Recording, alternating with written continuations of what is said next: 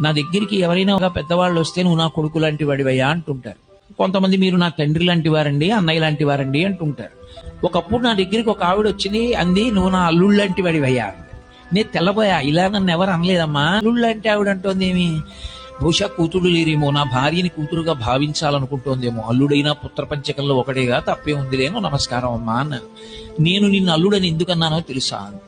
నాకెలా తెలుస్తుందమ్మా అన్నాను. నేను ఒకప్పుడు తీవ్రమైన జ్వరంలో ఉండగా నాకు ఒకే ఒక్క ఇల్లు ఉంటే, అమ్మా నగరపాలక సంస్థ వాళ్ళకి చెల్లించేటటువంటి పన్ను తగ్గించుకోవడానికి దరఖాస్తు పెడుతున్నానని నా కొడుకు నా చేత సంతకాలు పెట్టించుకున్నాడు. ఇల్లు తన పేరు మీద మార్చుకుని నన్ను తీసుకొచ్చి రహదారి మీద వదిలేశాడు. నా కూతురు అల్లుడు నన్ను పోషిస్తున్నారు.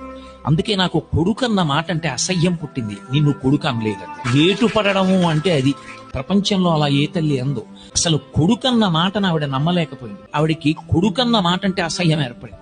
చాలా పరమ భయంకరంగా మోసపోయారనుకోండి జీవితంలో, వాళ్ళు ఇక నమ్మరు ఎవరిని. వాళ్ళకి అనుమానంగానే ఉంటుంటుంది.